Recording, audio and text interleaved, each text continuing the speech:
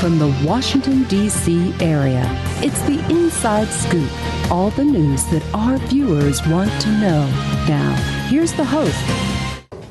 Welcome to Inside Scoop. I'm your host, Catherine Reed, and joining me tonight is Virginia Senator Scott Surovell from Senate District 36. Welcome, Scott. Great to be back, Catherine.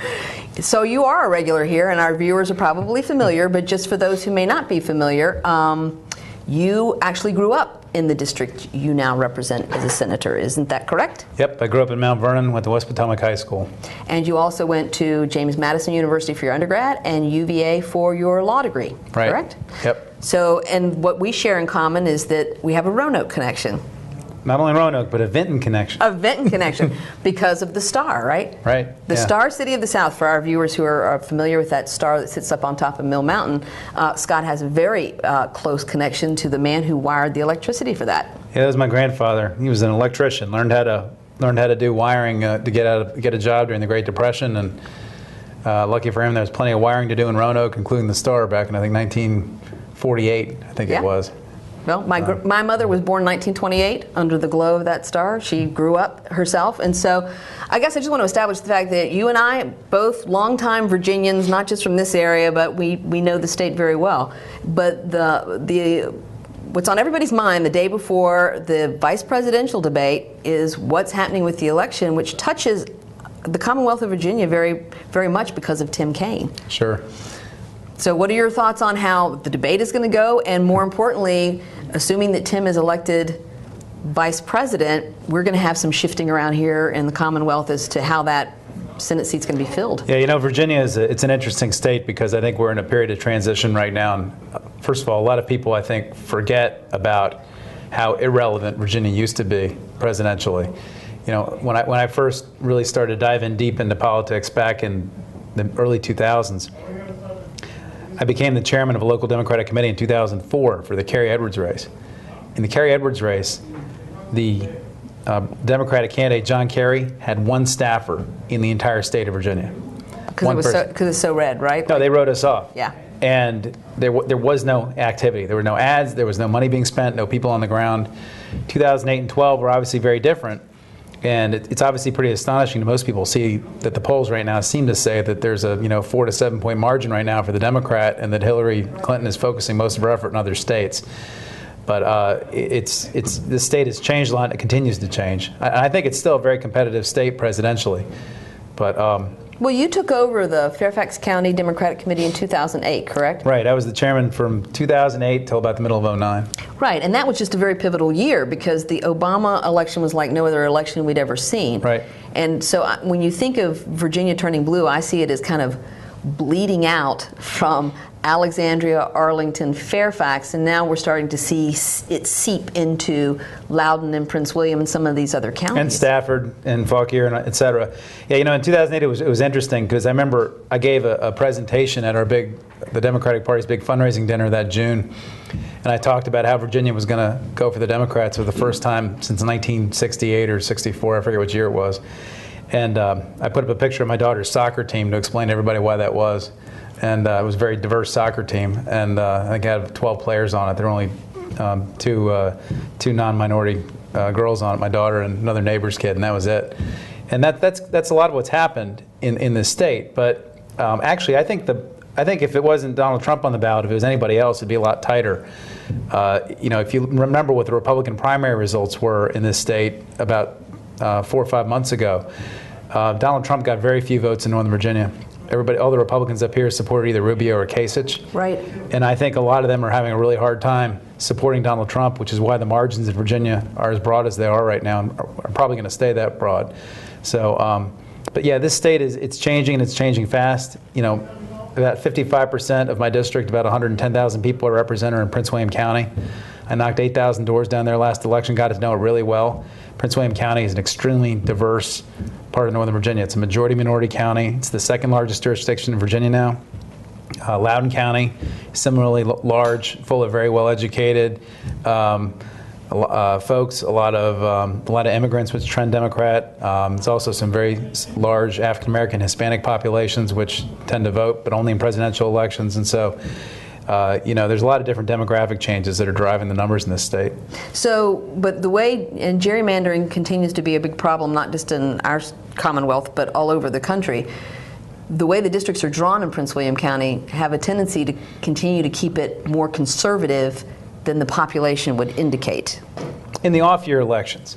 Yeah, I mean, obviously in the presidential elections, everybody votes in the entire county and everything's just added up county-wide, but the county is heavily gerrymandered, both sides. I mean, I had no role in this, the way my district is drawn, but it's a pretty ugly-looking figure. But the House of Delegate seats are very gerrymandered. The lines go all over the place, don't make any sense. They split roads right down the middle, neighborhoods right down the middle, school districts right down the middle. And, with computers nowadays, you can almost draw as many seats for either Democrats or Republicans as you want to. And, if I could fix one thing in our political system today, it would be redistricting, because I think that's one of the things that distorts political outcomes more than anything, is the lack of competitive districts and the lack of districts that really aren't drawn to represent their community.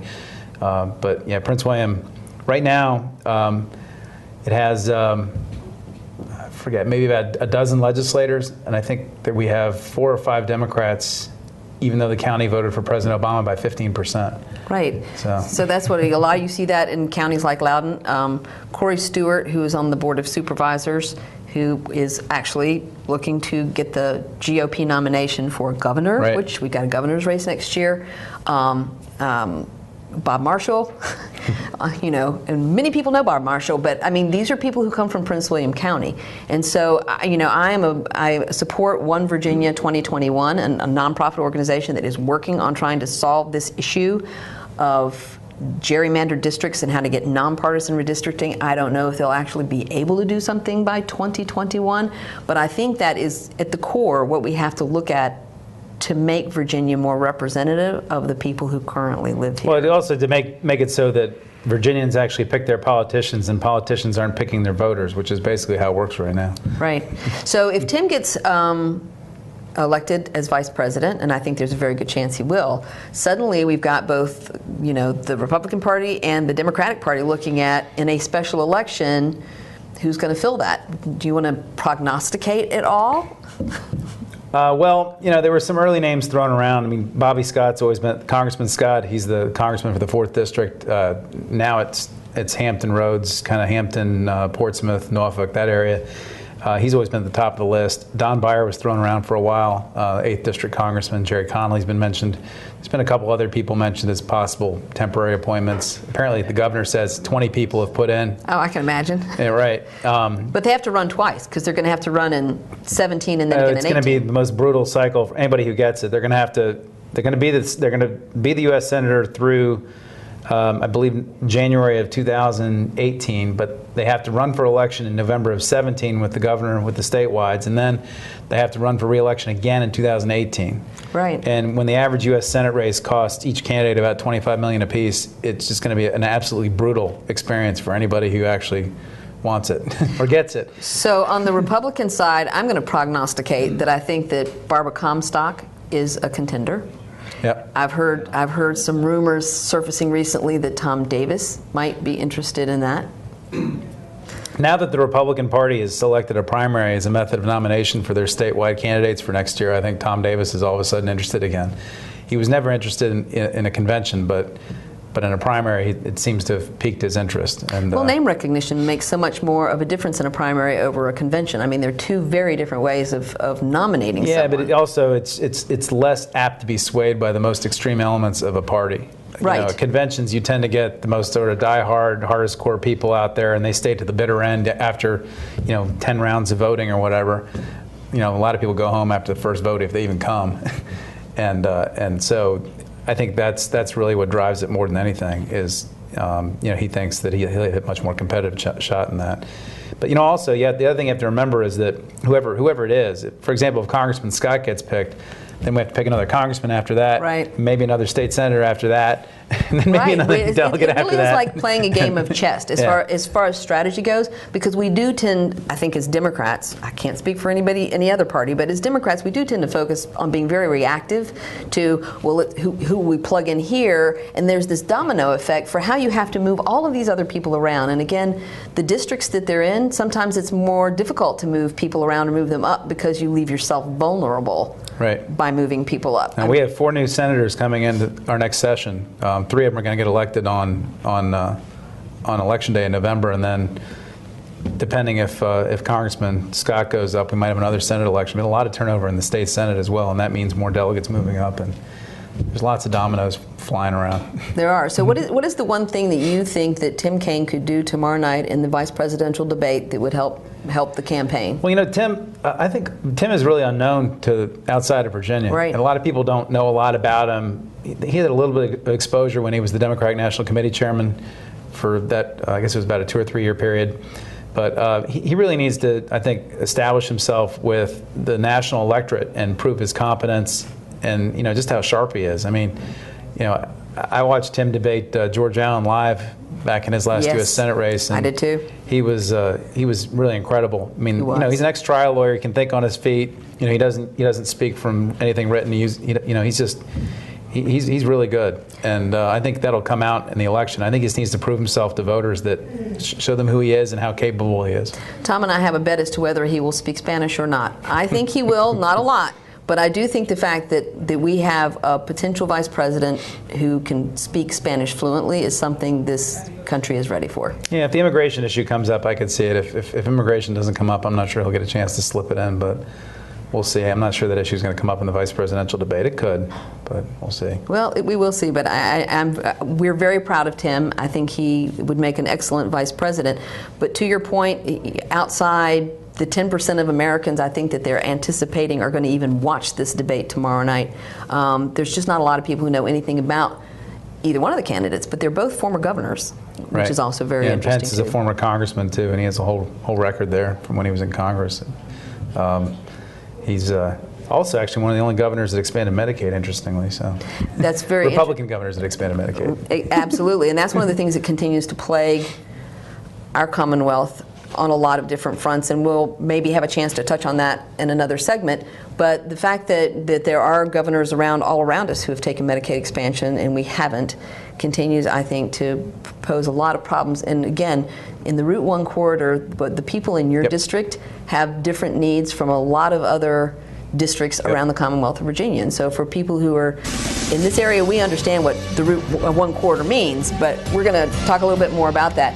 So please join us in the next segment. We're going to be talking with Virginia Senator Scott Surovell on a number of issues, and you will find out more about who exactly is living in what we call the U.S. Route 1 corridor here in Northern Virginia.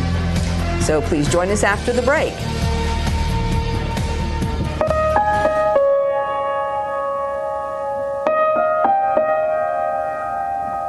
What's next? Meals tax? Meals tax.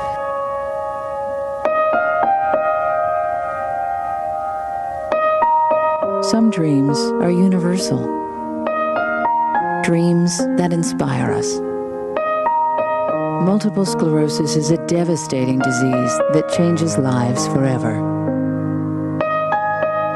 The National MS Society does more for people with MS than any organization in the world. But we can't do it alone. To get involved, visit us online at nationalmssociety.org. or call 1-800-FIGHT-MS. This is why we're here.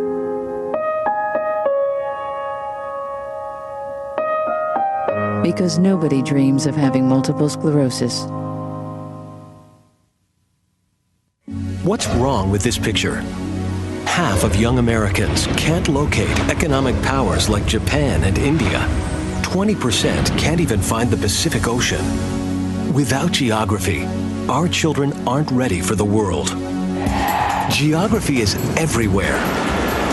It's incredible creatures, rhythm, fashion, flavor.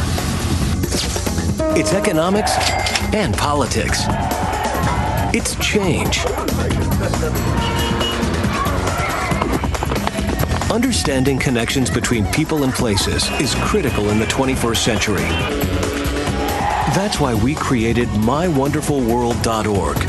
Go there now for your free parent and teacher action kits and give our kids the power of global knowledge. Because kids who understand our world today can succeed in it tomorrow.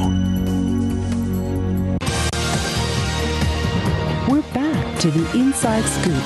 Here again, your host. Welcome back. I'm Catherine Reed, your host here on Inside Scoop. Joining us tonight is Virginia Senator Scott Surovell from the Senate District 36, which encompasses what we call the U.S. Route 1 corridor here in Northern Virginia. Welcome back, Scott. We're going to be talking a little bit about the meals tax. And when we just went to commercial break, we were talking about the fact that your district has an interesting makeup that probably isn't mirrored in a lot of other districts in the Commonwealth. No. And so this meals tax and things like Medicaid expansion, a lot of other issues directly impact your constituents. Right. Yeah, the Route 1 corridor is it's a very unique part of Fairfax County. It was actually the first part of the county that got settled. It's the home of George Washington. And the part of where I grew up, right along the Potomac, is a very affluent part of Northern Virginia. It's a very actually non-diverse. It's actually the least diverse part of Fairfax County. It hasn't diversified like much of the county. But as soon as you get off the river and you get over to where Route 1 runs parallel to the river down towards Fort Belvoir, it changes very rapidly. There are voting precincts along the west side of Route 1, which are about 12% white, have some of the lowest average income census tracts in all of Northern Virginia. In the Fairfax County part of the Route 1 corridor, there are, I think, 5 trailer parks. One trailer park has 800 units in it. A lot of people without health insurance, a lot of free reduced lunch families that get free lunches from the schools. Probably about 5 or 6 Title I schools. Lots of apartments. It's a very different place from what I think most people think of as being Northern Virginia or Fairfax County. But I think it's a great place. It's where I grew up. I love it. It's a very diverse experience. I went to elementary school, preschool, elementary school, intermediate school, high school there. My kids are all in school there. You can have experiences there you can't have anywhere else in the county, but there's a lot of need. And this meals tax that is on the ballot is very important for those kinds of schools. From my perspective, our schools are not as competitive as they used to be when I was a kid. When I was a child, teachers wanted to come to Fairfax County because we paid the highest salaries in the entire DC metro area. And now, Arlington, Alexandria are $10,000 to $20,000 per year higher than we are, which is about 15 to 20, 30% higher in some cases. Montgomery County, PG County, DC are all higher than we are. Our salaries are equal to Prince William County, a little bit higher than Stafford County, about the same as Loudoun County. And because of that, we're losing talent. We can't compete for the best teaching talent. We lose it to Alexandria, Arlington, Montgomery, even PG County. Where I live is very close to PG County. I can get to the new casino in 5 minutes from my house. The new casino, which I think earlier today you said there was going to be a great sucking sound. That's right. Across the Potomac River. Now, there's a reason that they decided to locate this billion-dollar casino 3 minutes into Maryland, right across the Woodrow Wilson Bridge. It's because, first of all, Maryland's using all that casino revenue to fund their schools. And it's going to generate a lot of revenue. It's going to suck out of D.C., but it's going to suck a whole bunch of money right out of Virginia, right down 495, right across the bridge, right into Maryland. There's a lot of wealth in Northern Virginia. There's no casinos that are anywhere close to where we live. Right. And if you can drive right across the bridge and be there in 10, 20, 30 minutes, you're going to go there instead of driving over to West Virginia or driving up to Atlantic City. And, I think sooner or later, Virginia's going to feel a lot of pressure to create something similar somewhere in the state, if not multiple places in the state, because of what's going on around us. But back to the schools, our Fairfax County schools are just not as competitive as they used to be. The salaries aren't there. I think we have a $2 billion construction backlog right now, renovation/construction backlog. There's trailers at almost every single school in my district because of the way the population has changed in the last 20 years. there are 5 counties in Virginia that now give computing devices to every single student. In Fairfax County, including Arlington and Alexandria, in Fairfax County, we can't even afford it yet. We're supposed to be one of the most affluent counties in the country, and we can't afford, basic things that other systems, Henrico, Chesterfield, have been doing for years. But I think the voters don't really understand, as much as we throw out terms like the Dillon Rule and why this is even on the referendum, or the fact that every single city in Virginia and half the counties in Virginia already have a meals tax. This is not groundbreaking. No. In the least, not in the least. No, and it's not even really groundbreaking in Fairfax County. I mean, if you already pay a meals tax in Fairfax County, if you hop into the city for a hamburger, right. Or if you go to the town of Vienna, town of Clifton, the town of Herndon, you jump over to Alexandria, Arlington. I think I'm missing one town somewhere. Falls Church. Falls Church City, yep, that's the other one. But I mean, we're surrounded by meals tax jurisdictions, and some actually operate within the county. And so the idea that this is something new or different or whatever is really not accurate. What is different is how that meals tax was put into place, because town councils and city councils can simply vote to do that. So, Virginia, I always joke about how in Virginia we have basically like a 1920s tax system that's grafted onto a 21st century economy today. And the idea behind Virginia's tax structure, it's all governed by the General Assembly and by state law. But historically we gave cities a lot of flexibility in taxing because that's where all the population density was, and that's where all the need for government services was. But in Virginia, counties are all rural, and you don't need a whole lot because we're all just farms. Like, I have my tomatoes in the backyard when you grow corn on your balcony. Right. But so our taxing authority at the county level is very limited. The only thing a county can tax is real estate, cars, personal property, to a lesser extent B-poll, which is something nobody likes to raise. And I don't even want to start talking about. But that's all they have. And they need more. The county needs more taxing flexibility, and a meals tax would actually take the place of about 4 cents of real estate taxes. That's about how much money it would generate. It would take about 4 cents of pressure off the real estate tax. Plus, it's a tax that's paid, 30% of it is paid by people that don't even live here. Right. So it's a way for Fairfax County residents to start getting other people to help start contributing to the need for services in our county, which they actually, by coming here, do generate a need for. So, I mean, if you hate real estate taxes, meals tax ought to be right in your wheelhouse. I think, for example, our elderly ought to be behind this 100%, because I don't think our elderly eat out as much. Right. And they're really burdened by increasing property values that tax them out of their homes. And so they ought to be all over it. But I'm just, I'm hopefully that case will be made and be heard. It's a very complex issue, and we've gotten, I think, culturally to the point where if you can't put it on a bumper sticker, then people can't be bothered to figure out what it is you're trying to explain. Sharon Bulova said this yesterday at her Oktoberfest. This is a complex issue. There's no way to really dumb it down. People need to try to understand why we have to do the tax this way, why it is even on a referendum and not just being decided by the Board of Supervisors, and also what hangs in the balance. And all parts of the county are not equal. Your part of the county is not equal.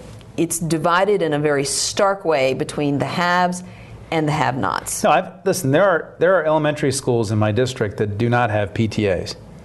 There's I think 3 schools, maybe 4, that don't have a parent-teacher organization. They have PTOs, which are run by the teachers, but not by the parents. And then I have elementary schools like the one my children go to that has a budget of $150,000 or $180,000 a year, right next door to each other. And so there's a real need over there. The construction need is one that I think is really, it's overlooked a lot. Again, the county has a $2 billion construction backlog in our county. When I went to Fairfax County Public Schools, I never saw a trailer. I never was asked to go to school in some temporary building. And now here we are living in the first world in one of the wealthiest counties in Northern Virginia, and every single one of my kids' schools has a trailer. And plus, almost every school in my district in Fairfax County has a trailer. I'm not clear why we can't build actual buildings for our kids to go to school in, but it's because we can't afford it, because the county doesn't have enough money to spend on these buildings that they really need. And I don't understand what the restaurateurs, will never for the life of me understand, or the chambers for that matter either. Very disappointing to me that the chambers have all, this dire prediction that the fact that restaurant owners are telling their wait staff that the world is going to end. It reminds me of the Papa John's guy who said the world was going to collapse over Obamacare, only it didn't. These restaurateurs really are building this case that no one's going to go out to eat anymore, even though D.C. has a 10% meals tax, and I go there all the time, and so do a lot of other people from Virginia.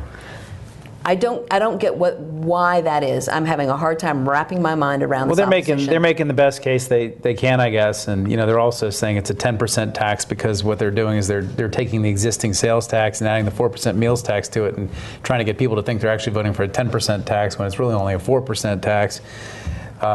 There's a lot of misinformation out there, but no, the idea that somebody's not going to go buy a hamburger at McDonald's because it costs them an extra dime is complete nonsense. I mean, we do have poverty in Northern Virginia, but people's decisions to whether or not to go out eat or not, or whether to eat in Alexandria versus Fairfax. I mean, I go to Alexandria eat all the time. I mean, I know. Everybody in my district does. We don't think about the meals tax. And tax. Arlington too. Even in the worst of the recession, restaurants thrived.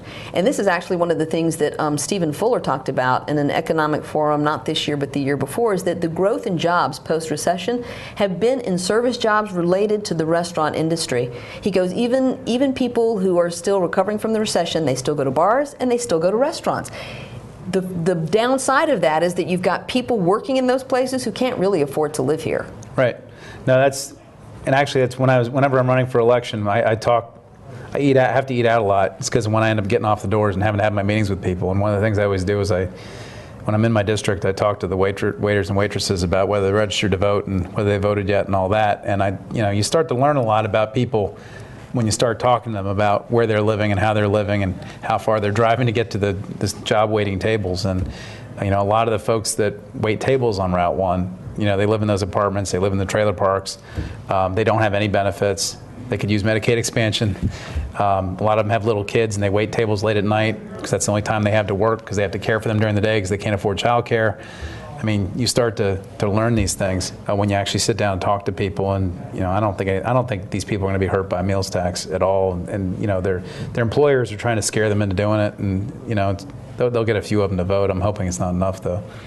I'm hoping not too, but I am hearing that from the people who are actually the wait staff in some of these restaurants that have the big no meals tax sign right in the lobby, that they're hearing from the management, you want to tell people this is going to impact your job, that this is going to be detrimental to you personally. And to me, and the fact that our school system really is an economic engine, Jerry Gordon has said that time and again. Oh, people move here for our schools. They do. People move to Fairfax County for their schools, and businesses come here for our schools. And when Arlington's more competitive, then Arlington will get the jobs. There's been a lot of jobs going from Fairfax to Arlington actually in the last 12 months. They have. We need to focus on our schools much better than we have. Well, when we come back, we're going to talk a little bit more about the Route 1 corridor and what is the long-term vision there. There's a lot going on. There's investment. There's been a lot of analysis and study going on about how we can improve the Route 1 corridor. So please come join us after this break, and we'll talk with Scott Surovell more about that. She's had more than a dozen fractures. And in the next few years, she faces 2 major surgeries to strengthen her fragile bones. She's only 10 years old. Most people don't worry about fragile bones until late in life. For those with osteogenesis imperfecta, brittle bones are a concern throughout their lifetime. Find out how you can strengthen this child's future. Diabetes is a killer. After I was diagnosed, I didn't feel sick, so I didn't listen to my doctor. Then it struck. I had a heart attack, then a stroke, and I was only 49. Most people with diabetes also have high blood pressure and cholesterol, which can cause severe heart damage. In fact, 2 out of 3 people with diabetes die from heart disease or stroke. Don't let diabetes destroy your life. Call for your free diabetes survival guide. Choose to live.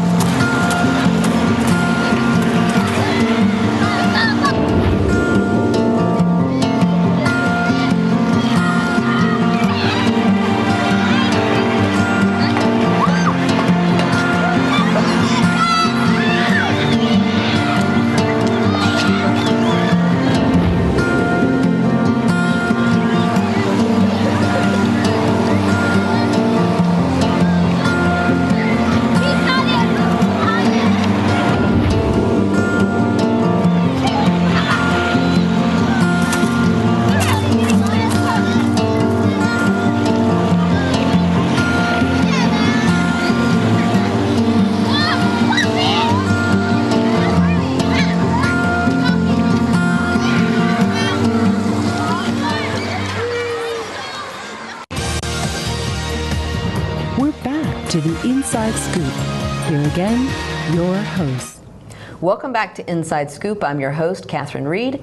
Joining me this evening is Virginia State Senator Scott Surovell from the Senate District 36, which includes the U.S. Route 1 corridor. We've been talking a lot about that tonight, and we're going to talk even more about it because now we're going to pivot a little bit to the one thing that always comes up in every meeting, every time more than 2 or 3 people are gathered in the name of transportation, right? Yep. I mean, that has got to be one of the biggest hurdles, the biggest challenges, one of the most crippling things about, I think somebody posted yesterday or today that Dale City apparently or supposedly has the worst commute in the country. Dale City, Virginia. That sounds right. Those are my constituents. When I knocked doors down in Prince William County, I learned really fast what long commutes are like. And I talk to people that go to 3 different modes of transit to get to their job after leaving Dumfries or Triangle, and they spend 3 hours on commuting every day. Woodbridge, Dale City are bad.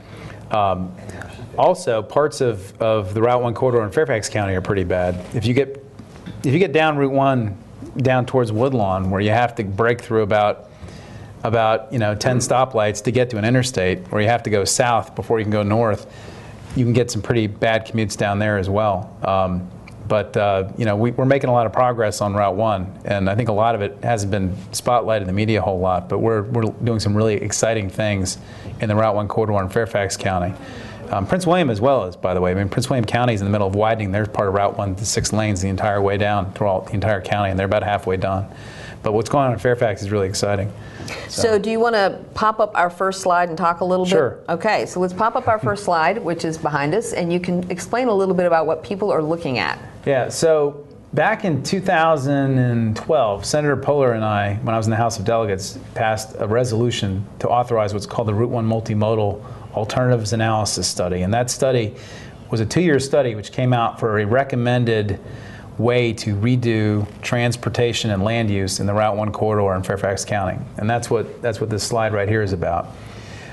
Basically, they said that in order to make Route 1 a more functional road for the long term, to not only move people, but also to support the land uses attended to it, the Route 1 needed to be widened to 6 lanes, 3 lanes on either side. They needed to have a sidewalk down the entire 14-mile length from the Huntington Metro Station all the way down to Prince William County to Woodbridge. They need to have a multi-use path down the other side, so that if you wanted to, ride a bike or run or whatever, you had a wide enough path to do it. And then down the middle, we needed to have a median dedicated bus rapid transit system like you currently see up in Alexandria, Potomac Yards now. And we needed to have that down the middle. And we needed to do that in order to lay the groundwork for a 2-mile-long extension of the yellow line, which is the ultimate objective. And that's what that picture right there showed, was sort of like the first, that's sort of like the basis of all this. It's exciting. Right now, Route 1 goes from 2 lanes to 3 lanes to 4 lanes to 2 lanes. We actually have a $180 million widening going on right now through Fort Belvoir, which is almost done. It's one of the largest road projects in Northern Virginia, but most people on your show probably have never even That's true. been down there. I mean, most people try to avoid Route 1, right? Right. But there's only 2 main conduits, and that is 95 or Route 1. And Right. a lot of times when 95, which is always terrible, people spill out onto Route 1 because there really are very Right. few options. Well, most people don't realize that how big of a presence Fort Belvoir is. Fort Belvoir today is, the county throws around this talking point that it's the largest single employer in Fairfax County. There's actually, according to them, an average of 82,000 cars go on and off base every single day. Wow. In the last round of BRAC, we brought 15,000 new jobs onto that base, including 9,000 jobs at the Geospatial Intelligence Facility, which is a $4 billion building. That's a $4 billion building. Right there off I-95 where the county parkway goes over. So Fort Belvoir is seeing some tremendous growth and has a lot of open land, and we're going to continue to see growth there over the next 20 years, which is partly why this is so important. But there's some people in Fairfax County that work there that live right around and orbit around the base, but a lot of folks in Prince William County come up from the south Right. and come in and are going to continue to come in, and that's what's been driving a lot of the demand. We also have a brand new $1 billion hospital there as well. People come from all over the DC metro area to get to that hospital. So that's sort of the baseline of the thing. Next slide. Yeah, the next slide, you can sort of see what we're talking about.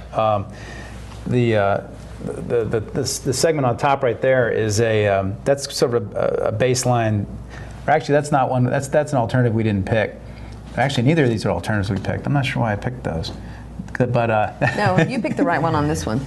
Oh yeah, okay. Yeah, so this one, I'm not sure if I can hold it up. You can kind of see it. You gotta switch. There you go. But on this one, you can see it's a 6-lane road with a bus run down the middle of it, sidewalks, paths. But you can see the development is totally different. Right. Right now, Route 1 is largely, strip malls, low apartments. What we're talking about doing is bringing sort of the Clarendon, Ballston Metro Corridor, not Ballston, but Clarendon Courthouse Metro Corridor, like 8 to 12-story buildings, what they have in Shirlington, to Route 1. Right. Totally, radically different. Completely different street grid, completely different living patterns. It's just a radically different footprint. And if you go to the next slide, you can kind of see another one. This one. Yeah, that one. This has sort of the idea of the phasing. We're talking about a 4-part phasing. They can't build it all at once. It's about $2.2 billion of transportation improvements to make this happen. We hate this time frame. We're all trying to make all this happen in 15 years. Right, because that's like 2026, like 2040, some of us won't be here. No, I know. There's no way I'm going to let this happen when I'm 70 years old. I want it to be done by the time I'm about 55. But if you go to the next one, you can kind of see the populations we're talking about, just to get an idea. Right. So the purple bars on there is what we have to aim at. Right. And so just to get an idea, the top bar right there where it says A, that's Beacon Hill, Huntington Metro to Beacon Hill. We're talking about adding 79,000 people to that piece of Route 1. 79,000 people right now today is 1 delegate seat. Wow. So you're talking about adding huge. 1 delegate seat worth of people on top of where right now I think 19,000 people live. So you're talking about 80,000 new people on top of where 19,000 live. You go down to Hybel Valley, another 60,000 people on top of where 20,000 live. All the way down Route 1. You're basically talking about another 140,000 people living on top of where about 40,000 live today. So it's a massive increase in population density, which is the only way you can get the federal government to fund transit projects like this today. Right.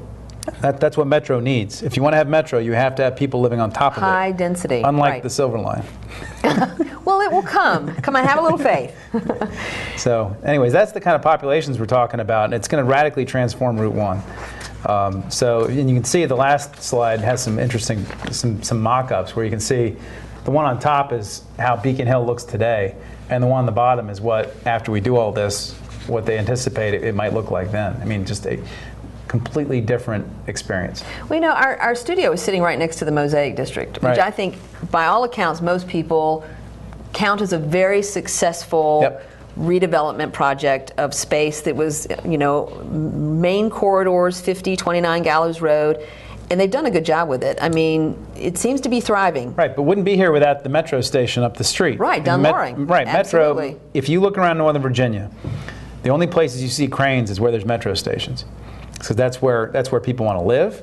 It's where big businesses want to locate. There's a reason people are moving to Arlington. All these businesses are moving their headquarters to Arlington. When Marriott was trying to figure out where to move from Bethesda, they made it known that they would only consider property that was next to Metro stations.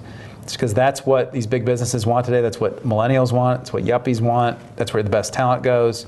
There's a lot of people that, after their kids have fled the coop, they want to live in denser environments. They don't have to mow a lawn or rake grass. That's where I am. Rake leaves or mow grass. Empty nesters, I'm all about it. I truly am.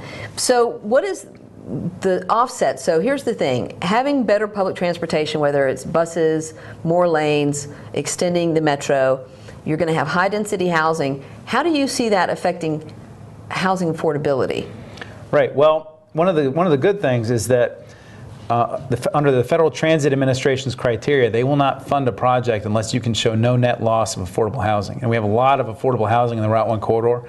So the federal government's not going to pay for any of this unless we can show them that we're not going to lose it. And that's definitely something we have to build into the calculations, and also the county needs to work on its affordable housing system and its affordable housing ordinance, so that buildings of this size will be able to absorb some elements of affordable housing.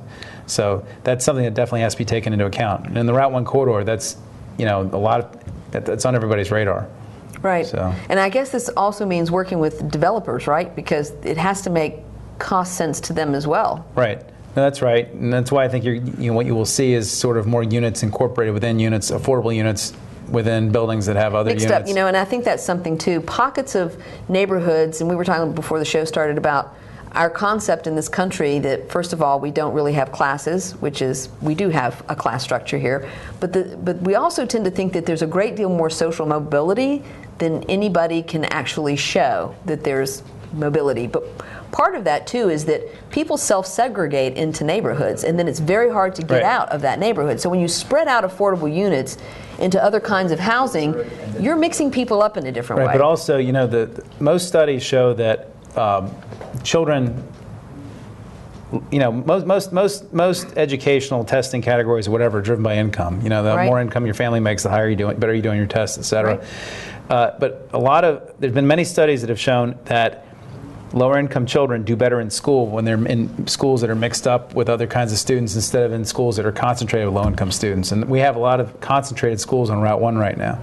And long term, it's not sustainable. It's not sustainable for the neighborhoods. It's not sustainable for the schools. And that's why we have to make these areas cool places for people to live, so that everybody will move into the neighborhood, and we'll have a healthy mix of housing, of incomes, of cultures, of everybody all together. And that includes too that you've got people who are going to have service jobs in the restaurants we were talking about. All these cool mixed-use developments. Somebody is like waiting on tables and tending bar and doing the service jobs that make an area like this thrive. And it's better for everybody when people live in the community where they work. And they don't have to spend 2 hours in a car or on a bus. $20 on gas a day, or pay some massive transit fee to get there because it's really far away from where they can afford to live. I mean, I think this really, going forward, we're going to find that this is the answer, not just in Fairfax County, but across the country, because housing affordability and transportation continue to be a hurdle we have to overcome. But it's also actually most efficient for taxpayers. It's a lot cheaper to build. It might not seem like it, but it's a lot cheaper to build metros and bus rapid transit systems than it is to more highways, condemn a whole bunch of land, from people and pave more asphalt and spread more out. I mean, it's less of a burden on society when people live more densely. Right, and that's a land use consideration too, because at some point you do run out of land. You do, and we can only make the highways only so wide. Right. Yeah. Well, this has been great. Thank you so much, Scott. We've got the final segment coming up. We're going to talk a little bit about the Potomac water quality. Scott's got some more things to share about his district, and join us right after this message, and we will raise your level of awareness of the U.S. Route 1 Corridor District. Too many women get hit by their boyfriends and husbands. Too many women are pressured into having unprotected sex. Half of the people in the world living with AIDS are women. It doesn't have to be this way. Together, we can change this reality. Let's strive for a world free of violence.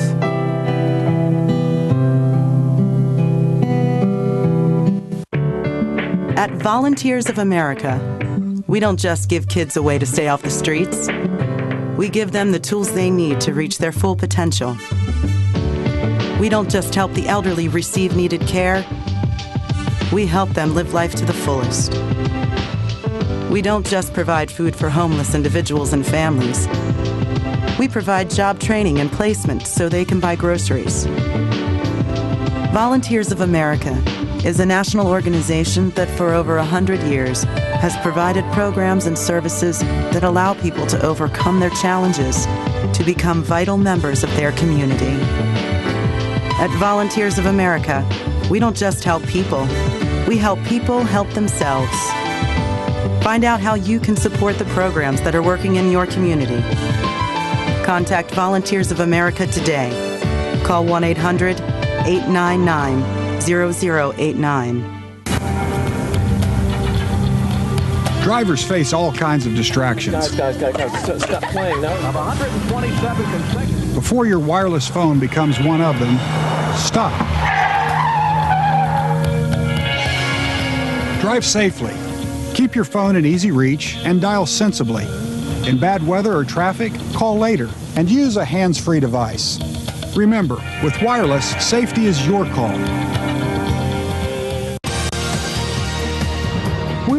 to the Inside Scoop. Here again, your host.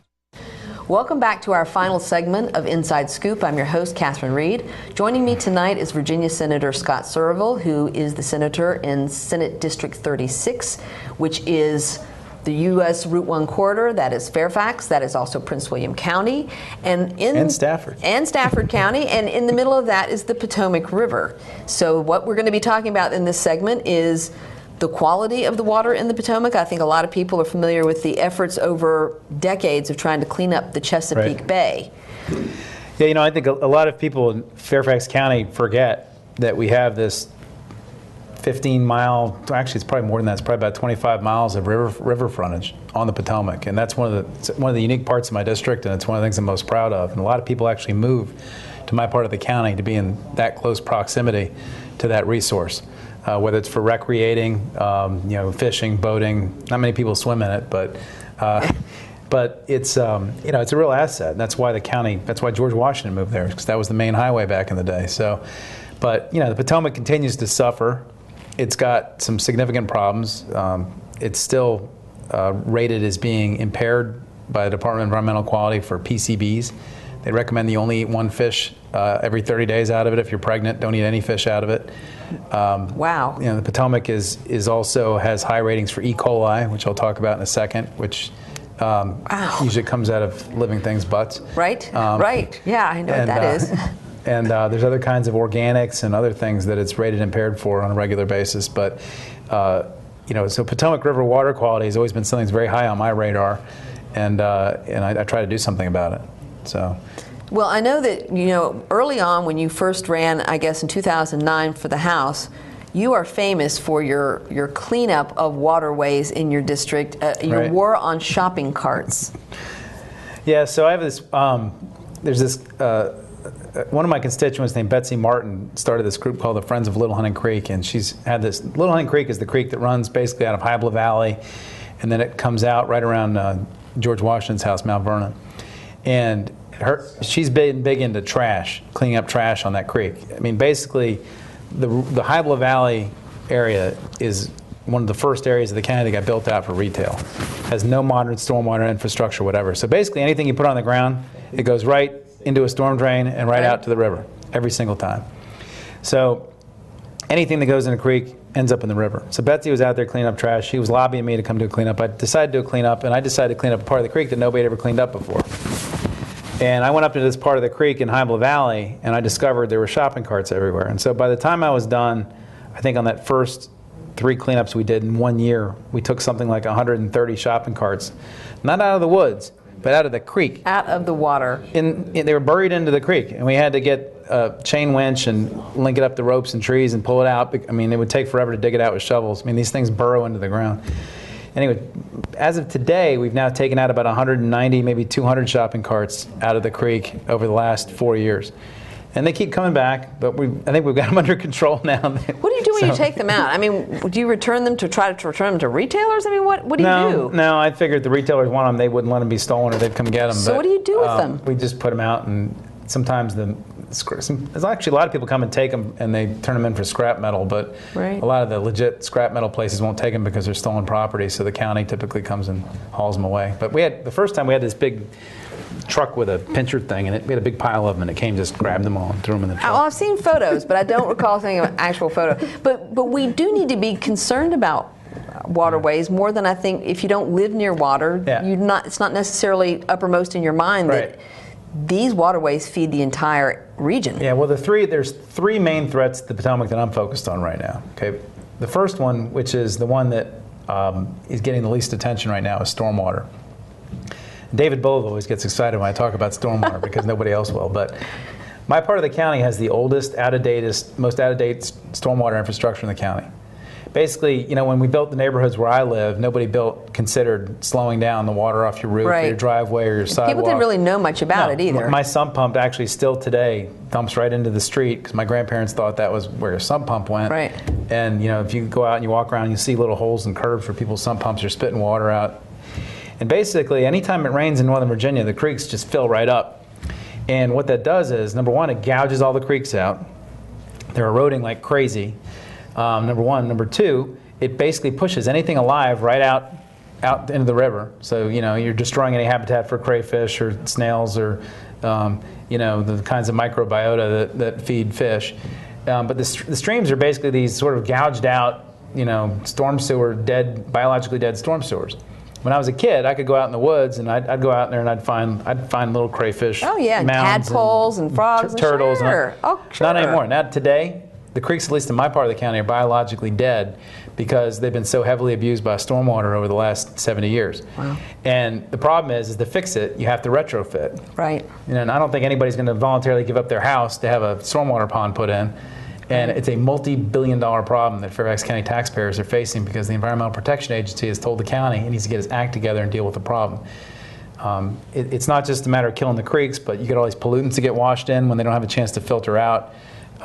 You know, and again, one of the reasons we have so much E. coli in the Potomac, it isn't necessarily because of humans going out and doing things in their backyard, but it's actually a lot of their pets. Right. There's a lot of background waste from birds and squirrels, but it's also your pet. If you let your pet go outside and do its thing in the backyard, or if you take it out for a walk, you know, pick it up. Right. Just imagine it washes. If all of us weren't using our toilet, we decided, you know, we do it in the backyard. I mean, and that's why the Potomac River is rated poorly for E. coli.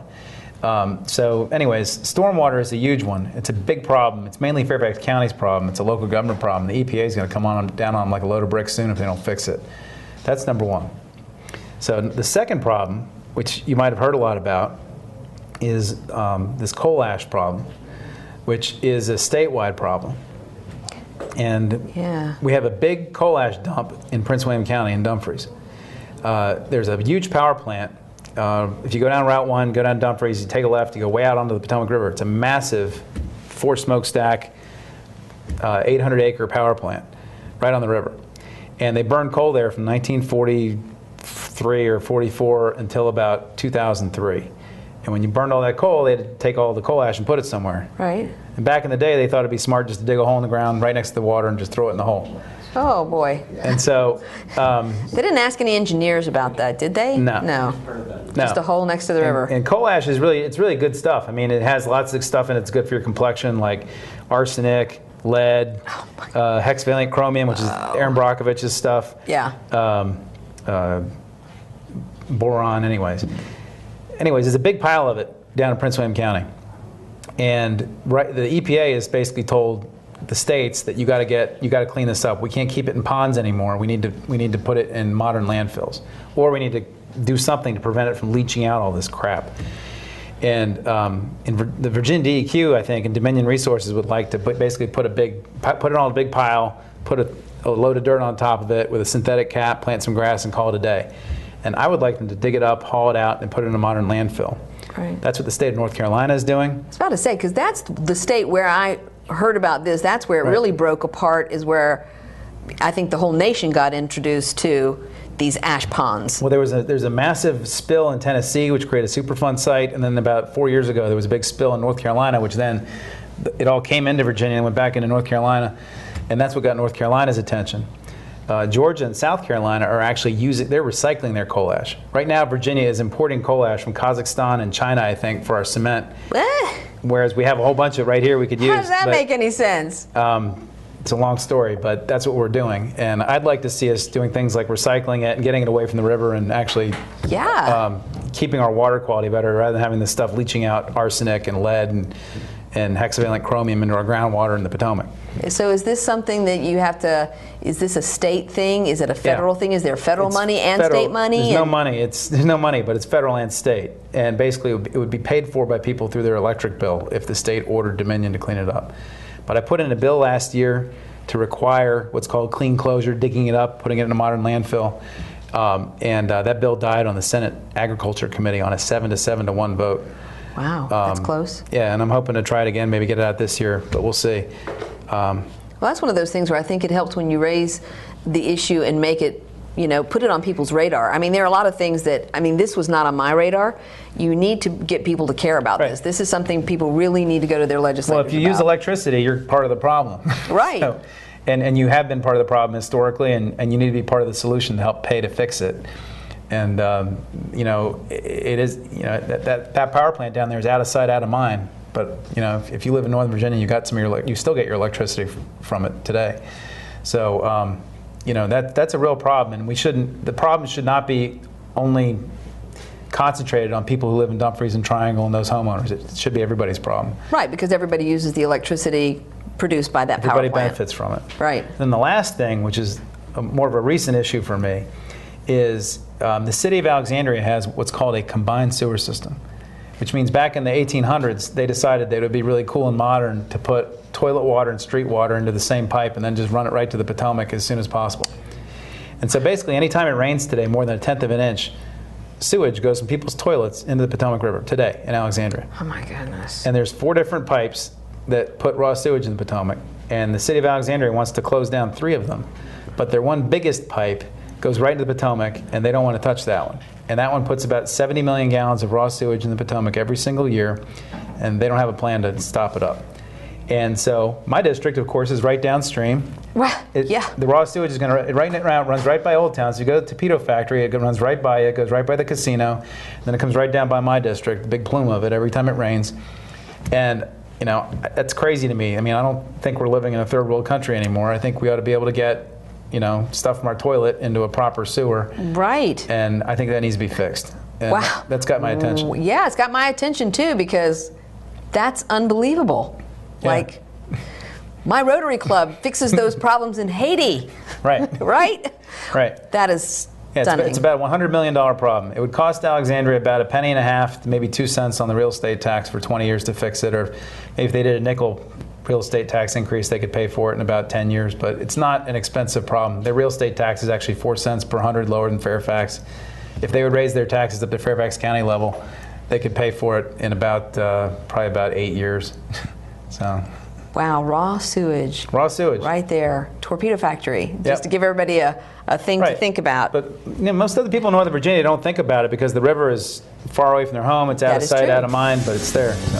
That is very true. I didn't think about it until you brought it up, and now I'll probably think about it a lot. So thank you for that, Scott. Sure. Thank you for that image of raw sewage rushing past the torpedo factory and down the river. Thank you so much for being here tonight. This has been illuminating. Honestly, you have told me things that I had no idea about, so I'm sure our viewers are probably feeling extremely well informed too. Well, thanks. And we will have you back again, maybe once, you know, we're closer to session. I'm interested in hearing about what kind of bills you're going to put forward. Sounds like you've got things that you're working on that we all need to care about a lot, because these, like you said, it might be in your district, but these things ultimately affect everyone. Yep. So thank you for being here. Sure. Thanks for having me.